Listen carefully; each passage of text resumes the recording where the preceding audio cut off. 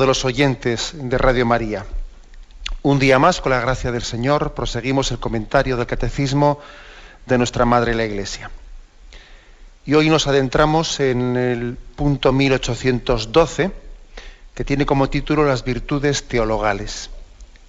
Tiene dos puntos introductorios, antes de empezar a explicar una por una las tres virtudes: fe, esperanza y caridad. Estos dos puntos introductorios son el 1812 y 1813. Dice así el primero de ellos: las virtudes humanas se arraigan en las virtudes teologales, que adaptan las facultades del hombre a la participación de la naturaleza divina. Las virtudes teologales se refieren directamente a Dios, disponen a los cristianos a vivir en relación con la Santísima Trinidad. Tienen como origen, motivo y objeto a Dios uno y trino. Bueno, pues lo primero es decir que sobre las virtudes teologales, lógicamente se habla aquí en este momento, dentro de este contexto de la explicación de cuál es la estructura de la vida moral en esta parte del catecismo. Pero vais a ver que allá por los puntos 2086 y siguientes se volverá a hablar en el contexto del examen del primer mandamiento: amarás a Dios sobre todas las cosas. Bajo una perspectiva de examinar nuestra conciencia de qué pecados podemos cometer contra la fe, esperanza y caridad, allí será tratado el tema de las virtudes teologales bajo otra perspectiva del examen de conciencia en el primer mandamiento. Y más tarde también, por los puntos 2656 y siguientes, se tratará también de las virtudes teologales en la perspectiva de la oración, de cómo hacer oración, de cómo la fe, esperanza y caridad están informando nuestra oración. Aquí, sin embargo, de una manera más genérica, no tanto como un examen de conciencia, no tanto ligado a la oración, sino de una manera más general, se está explicando qué son las virtudes, cómo se distinguen virtudes morales de teologales, y ahora pues se explica lo siguiente, ¿no? La primera explicación es que las virtudes humanas, así dice la primera frase del catecismo, están arraigadas en las virtudes teologales. Están arraigadas en las virtudes teologales es una explicación muy, muy práctica, que lo que viene a decir es que ni más ni menos tenemos una inserción de las virtudes morales en las teologales. Están arraigadas en ellas, ni más ni menos. Se hace una referencia a un texto, al texto 2 Pedro, que lo vamos a leer ahora mismo. Dice el texto: 2 Pedro, capítulo 1, versículo 4, y dice así: a vosotros gracia y paz abundantes por el conocimiento de nuestro Señor, pues su divino poder nos ha concedido cuanto se refiere a la vida y a la piedad, mediante el conocimiento perfecto del que nos ha llamado por su propia gloria y virtud, por medio de las cuales nos han sido concedidas las preciosas y sublimes promesas, para que por ellas os hicierais partícipes de la naturaleza divina, huyendo de la corrupción que hay en el mundo por la concupiscencia. Por esta razón, poned el mayor empeño en añadir a vuestra fe la virtud. Es curioso, que dice, añadir a vuestra fe la virtud.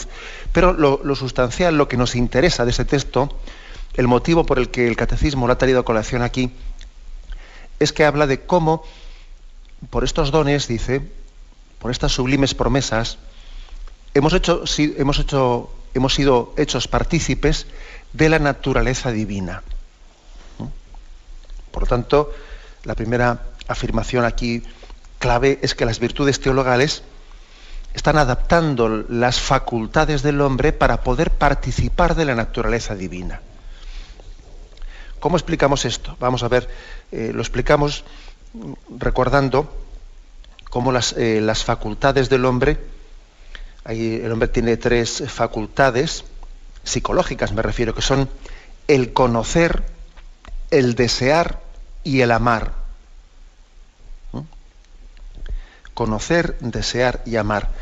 Cada una de esas tres facultades está firmemente arraigada en ella las virtudes teologales. Conocer, la fe; desear, la esperanza; amar, la caridad. Por lo tanto, sí, es importante darse cuenta de que la vida cristiana, la vida sobrenatural, no es algo sobreañadido, sobrepuesto pues a la estructura humana, al hombre. No, está perfectamente insertado en él. No es algo yustapuesto, como que no tiene que ver con el ser humano, con sus finalidades, con sus deseos. No, está firmemente insertado, está fundido. Lo humano y lo divino, lo natural y lo sobrenatural. Dice, se arraigan las virtudes humanas en las virtudes teologales. Y las virtudes teologales adaptan las facultades del hombre, las facultades naturales del hombre, ¿no? El entender, el desear y el amar, las adaptan para participar de la naturaleza divina. Es algo importante para que nos demos cuenta cómo las virtudes teologales están respondiendo también a un gran deseo del hombre, al deseo del entender, al deseo de que su esperanza sea cierta, al deseo de amar. Las virtudes teologales, pues, están dando respuesta a la gran sed que tiene el hombre. El hombre tiene un deseo natural de Dios. El deseo de Dios, la necesidad de Dios, no es algo sobreañadido, motivo de una educación que ha sido desde fuera, pues de alguna manera, artificialmente creado en el hombre. No. El deseo de Dios, la sed de Dios que tiene el hombre es natural. Y está en las mismas facultades que él tiene de querer conocer la verdad, de desear la verdad, de amar la verdad, ¿no? Repito, pues, las tres facultades, conocer, desear y amar, son las tres facultades en las que están insertadas las tres virtudes teologales: fe, esperanza y caridad. Bueno, pues esto es a lo que se refiere este texto, ¿no?, que aquí se cita, 2 Pedro 1:4. Os hacéis partícipes de la naturaleza divina por aquellas preciosas y sublimes promesas. Se refiere a la fe, esperanza y caridad. Y sigue el punto. Las virtudes teologales se refieren directamente a Dios. Disponen a los cristianos a vivir en relación con la Santísima Trinidad. Tienen como origen, motivo y objeto al Dios uno y trino. La diferencia entre las virtudes teologales y las virtudes morales, o las cardinales también, que decíamos que morales y cardinales era lo mismo, ¿no?, dicho con dos palabras.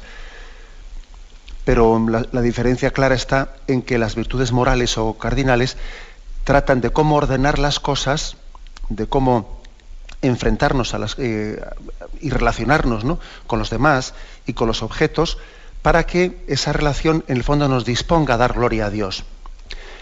Pero las virtudes teologales tratan de la relación directa con Dios mismo, de cómo debemos de hacer de Dios el objeto de nuestro amor, de nuestro deseo, de nuestro entendimiento.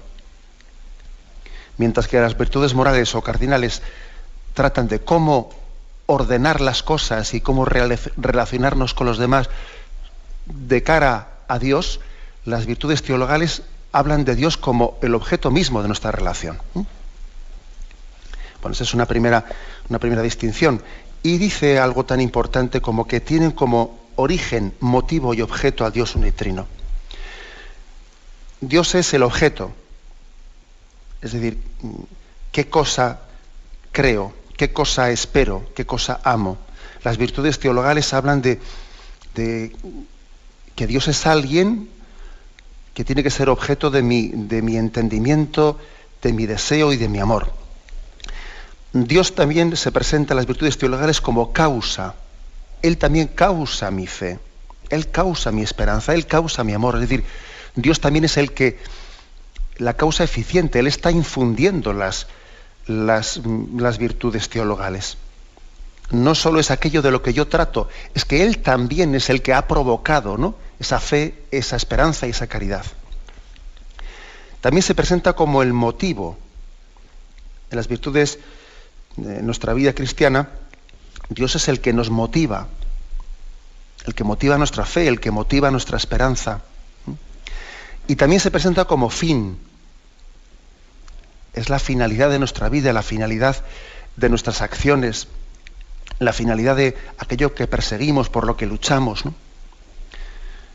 En este sentido, es el que el Catecismo dice que las virtudes teologales, en ellas se presenta a Dios como origen, motivo y objeto de nuestra vida espiritual. ¿Cuál es la finalidad? Bueno, pues la finalidad es que fe, esperanza y caridad nos hagan participar inmediatamente de la misma vida de Jesucristo. El objeto el motivo, la razón de ser de la fe, esperanza y caridad de estas virtudes teologales es que podamos pensar al modo de Cristo, podamos esperar al modo de Cristo, podamos amar al modo de Jesucristo. Y aquí todo un ideal, ¿no? Pensar, esperar y amar al estilo y al modo de Jesucristo. Acordaros, por ejemplo, de aquella reprimenda del Señor a Pedro, cuando Pedro intenta apartarle a Jesús del camino de la cruz y le dice: apártate de mí, Satanás, porque tú piensas como los hombres y no piensas como Dios. Y Pedro va a tener que tener pues todo un camino de purificación para irse despojando de ese hombre viejo que no entendía la cruz, ¿no? Y tiene que irse purificando hasta hacer de la cruz también parte de su camino, ¿no? Hasta ser capaz de aceptar en la fe la cruz. Tú piensas como los hombres, no piensas como Dios. Pedro todavía tenía que irse purificando por la fe en la cruz. La esperanza, pues lo mismo. Acordaros del anciano Simeón, aquel que esperaba la llegada del Mesías, pero ¿cuántos en Israel no habían esperado la llegada del Mesías? Y el Señor está suscitando la esperanza de su pueblo. Y la que tuvo verdadera esperanza fue María, fue la que esperó frente a toda esperanza, ¿no? Luego también nosotros tenemos que esperar en Cristo y tenemos que amar, ¿no? Amaos unos a otros como yo os he amado. Es decir, las tres virtudes son las que nos configuran con Jesucristo.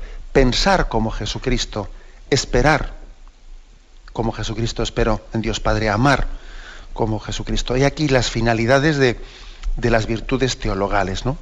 Es entender a Jesucristo por dentro, configurarnos con Él, tener sus mismos afanes, sufrimientos y alegrías, ¿no? Esto es lo que nos permiten las virtudes teologales, ¿eh? No estar en esta vida pues con otros objetivos, otros sufrimientos, pues al margen de los de Jesucristo, que lo que a Él le preocupe sea nuestra preocupación, que lo que a Él le alegra sea nuestra alegría, ¿no? Que su gozo sea el nuestro. Eso es tener celo por las cosas de Dios Padre. Para poder decir esto, ¿no? Que nuestra gloria es la gloria de Cristo, que nuestro sufrimiento es el sufrimiento de Cristo, eso únicamente se puede decir a través de las virtudes fe, esperanza y caridad vividas en plenitud en nuestra vida, ¿no? He aquí por qué les damos tanta importancia y por qué el Catecismo las destaca de esta forma tan prioritaria. Se nos remite en este primer punto del Catecismo también a otro punto anteriormente comentado en el contexto del sacramento del bautismo, es el 1266. Y en aquel punto decía: la Santísima Trinidad da al bautizado la gracia santificante, la gracia de la justificación, que nos permite tres cosas, dice. Le hace capaz, o sea, nos hace capaces de creer en Dios, de esperar en Él y de amarlo mediante las virtudes teologales. Segundo, le concede poder vivir y obrar bajo la moción del Espíritu Santo mediante los dones del Espíritu Santo. Tercero, le permite crecer en el bien mediante las virtudes morales. O sea que bueno es recordar aquí que fue gracias al sacramento del bautismo por el que se nos infundió la gracia santificante, la gracia que nos configuraba en Jesucristo y nos hacía capaces de las virtudes teologales, fe, esperanza y caridad. Y al mismo tiempo también nos concedía los dones del Espíritu Santo, de los cuales ya hablaremos posteriormente. Y también nos permite crecer en las virtudes morales, de las cuales hemos hablado en programas anteriores, ¿no? Prudencia, justicia, fortaleza y templanza. Eso ha sido infundido en el sacramento del bautismo. En el sacramento del bautismo hemos recibido esa semilla de las virtudes teologales, de los dones del Espíritu Santo y de las virtudes morales. Bien, tenemos un momento de reflexión y continuaremos enseguida. Continuamos con la explicación de los puntos 1812 y 1813, en los que se están introduciendo las virtudes teologales. Dice así, el 1813. Las virtudes teologales fundan, animan y caracterizan el obrar moral del cristiano, informan y vivifican las virtudes morales. Me detengo ahí para ir un poco pues, desmenuzando este punto 1813. Como veis, insiste este punto en cómo están unidas las virtudes teologales con las morales, cómo están de alguna manera informando, dando vida a toda la vida, a toda nuestra vida moral. A toda la vida moral. Sería un error muy grande pensar que hay una especie de departamentos estancos sin comunicación entre ellos, entre unas virtudes de otras. Sería un error muy grave pensar que en el obrar cristiano existe también una separación sin comunicación entre las virtudes naturales y las sobrenaturales. Pues no es así. Precisamente uno de los motivos por los que los católicos pedimos también, por ejemplo, poder tener una educación católica, ¿no? Es porque entendemos que las virtudes teologales no únicamente se están traduciendo en la clase de religión, no, están informando también la historia, la filosofía, las matemáticas, ¿eh? O sea, sería absurdo pensar que las virtudes sobrenaturales están informando únicamente cuando estamos obrando estrictamente en una vida de piedad o litúrgica. No. Las virtudes teologales están informando, están fundando, están animando, están caracterizando todo nuestro obrar moral. Por eso el católico, esta es una de las razones por las que el católico tiene derecho y deber también, en la medida en que puede realizarlo, derecho y deber de poder también pues, tener una educación específica, y quien dice educación específica dice también una cultura específica, una diversión específica, porque es que las virtudes teologales lo informan todo. Uno tiene pues un estilo especial que le caracteriza en la forma de divertirse, en la forma de relacionarse, en el canto, en la cultura, en tantísimas cosas, ¿no? En el arte, etcétera, ¿no? Por lo tanto, esto es un punto que, como veis, tiene mucha actualidad, y nos recuerda que no existen departamentos estancos dentro de nuestra vida moral. Somos uno en Cristo. Y Cristo informa toda nuestra vida. Por ejemplo, algunos ejemplos que siempre son muy iluminadores, ¿no? Que quieren un poco demostrar cómo las virtudes teologales, pues dice aquí, fundan, animan, caracterizan, informan y vivifican las virtudes morales. Pues un caso concreto, la virtud de la paciencia. La virtud de la paciencia, pues es una virtud natural, ¿no? Que en principio uno podía parecer, bueno, ser cristiano o no ser cristiano no influirá mucho, ¿no? Para el tema, para la virtud de la paciencia. Bueno, pues no es verdad. Porque claro, la virtud de la paciencia nosotros la vivimos insertada, animada, pues por las virtudes teologales. Y entonces cuando uno tiene esperanza, tiene la virtud teologal de la esperanza, pues la paciencia es distinta, porque espera en el Señor, espera en Él. Acordaros de aquel salmo tan hermoso, ¿no? Si no me equivoco, es el Salmo 26, ¿no? Cuando dice: espero gozar de la dicha del Señor en el país de la vida. Espera en el Señor, sé valiente, ten ánimo, espera en el Señor. Claro, ten paciencia, pero tienes una paciencia motivada también, motivada por la virtud teologal de la esperanza, porque tú esperas gozar de la dicha del Señor en el país de la vida. Por eso tu paciencia está configurada, ¿no? Está moldeada de una manera muy especial. No es una virtud ya meramente, no es una virtud natural, no. Es una virtud moral infundida, informada por una virtud teologal. O, por ejemplo, una virtud natural como la generosidad. Pues sí, será una virtud natural, pero nosotros la vivimos también informada, animada, pues por la virtud de la caridad.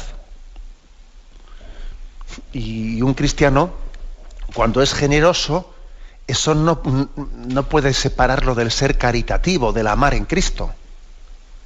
Amaros unos a otros como yo os he amado. Luego la generosidad es imposible diseccionarla y coger un bisturí y decir hasta aquí es generosidad, a partir de aquí es caridad. Pues no, eso es imposible. O sea, la virtud teologal informa a la virtud natural.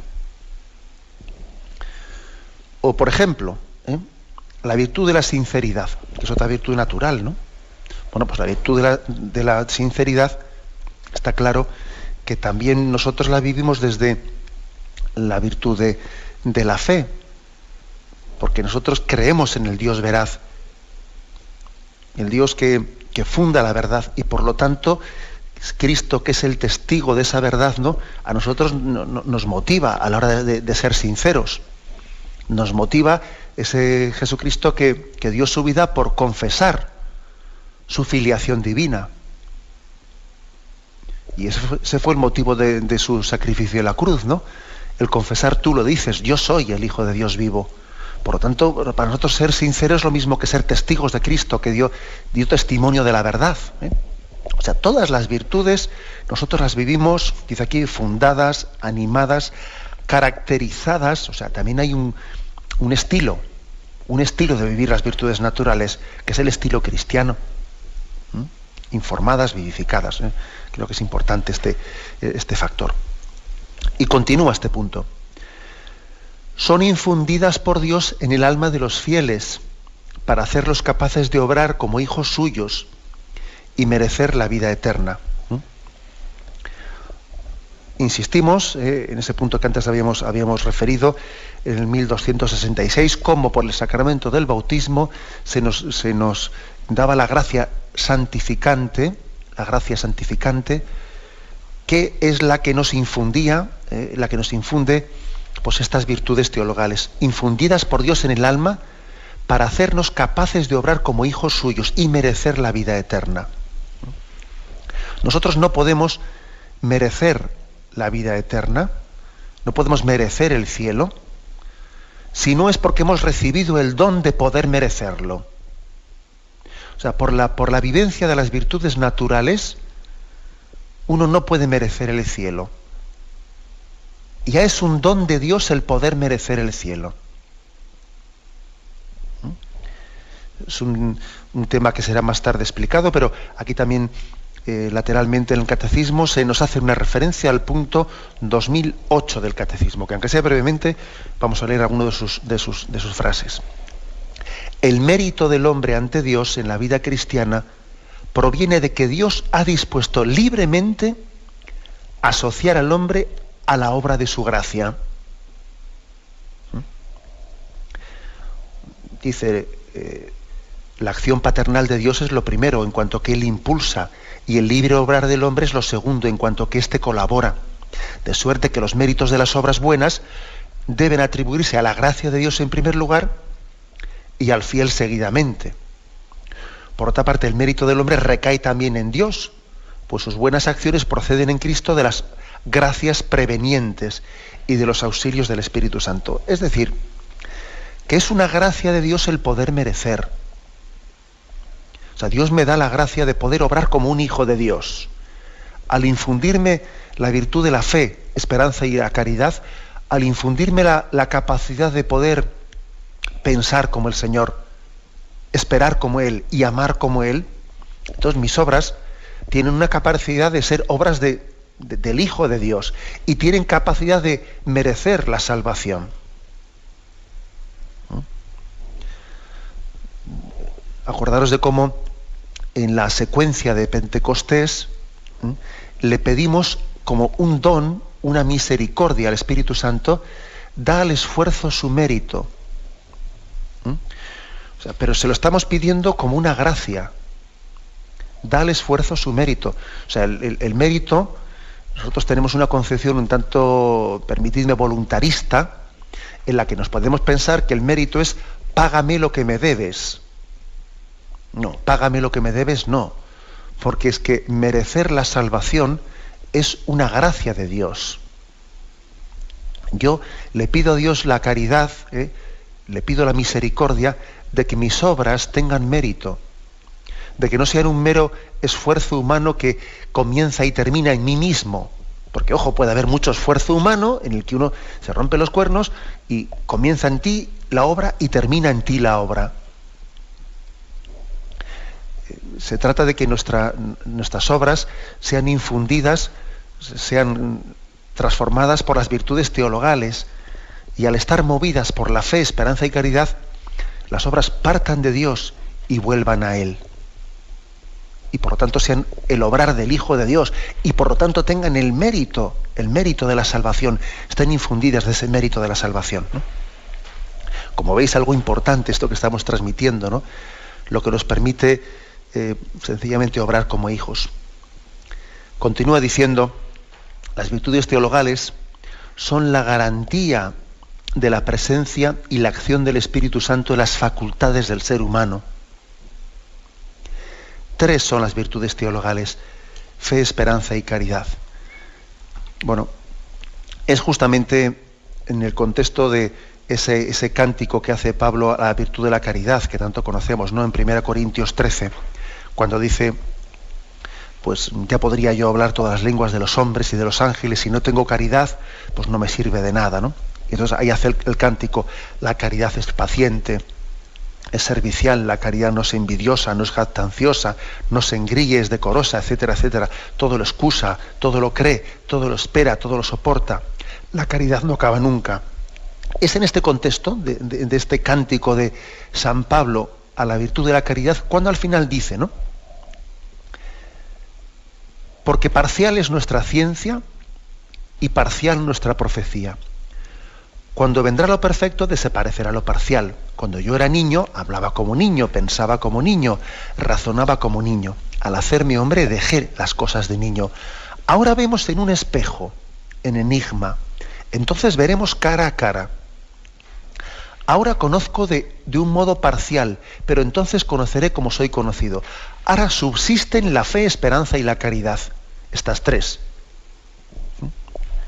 Pero la mayor de todas es la caridad. Es decir, si os fijáis, San Pablo está hablando de que la fe, esperanza y caridad son el espejo. Ahora veo como en un espejo, entonces veré cara a cara. Pero ojo, es importantísimo que tengamos un espejo en el que podamos ver a Dios. Porque es verdad, aunque es verdad que es un espejo, en el espejo se refleja un rostro. Y gracias a la fe, esperanza y caridad, Dios para nosotros no es un desconocido, sino que cuando nos encontremos con Él, nos estaremos encontrando con alguien con quien nos hemos relacionado, en quien hemos creído, a quien hemos amado en esta vida. El encuentro en la vida eterna no será un encuentro con alguien desconocido, misterioso en ese sentido negativo de la palabra, sino será el encuentro gozoso con alguien íntimo para nosotros, con el que hemos tenido amistad íntima, gracias a ese espejo de la fe, esperanza y caridad que nos ha acercado ese misterio de Dios y nos lo ha hecho cercano a cada uno de nosotros. Bien, tenemos un momento dando el comentario de 2 puntos, 1812 y 1813, que introduce las virtudes teologales. Dejaremos para partir de mañana ya la explicación pues de cada una de esas tres, de una manera específica, la fe, la esperanza y la caridad.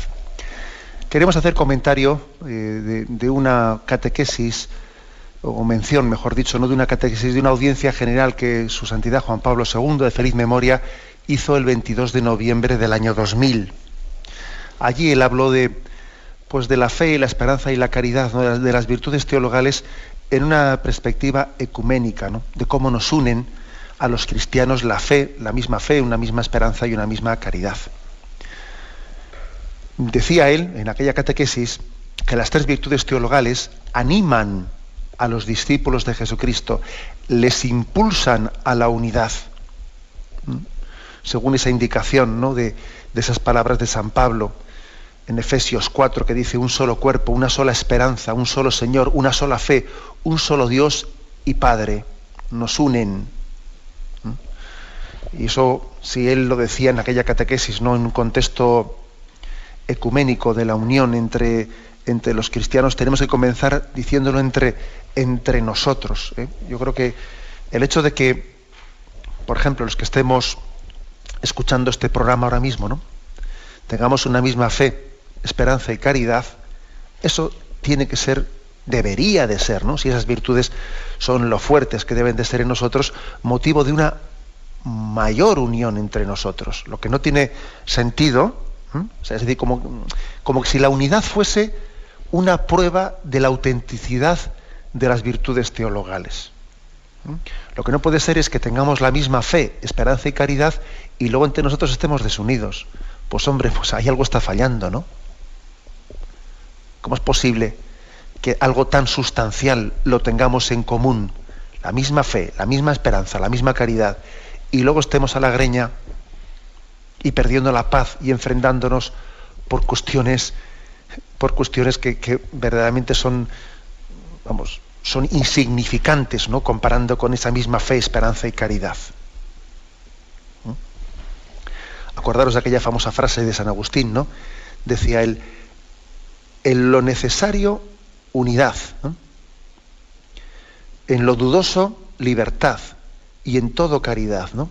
Pero claro, la clave está comenzando afirmando que en lo esencial tiene que haber unidad. En la fe, en la esperanza y la caridad tiene que haber unidad. Es un misterio que muchas veces entre nosotros, pues precisamente por la debilidad de nuestra fe, esperanza y caridad, pues a veces lo que hacemos es relativizar, ¿no?, relativizar lo dogmático, y luego resulta que dogmatizamos lo relativo.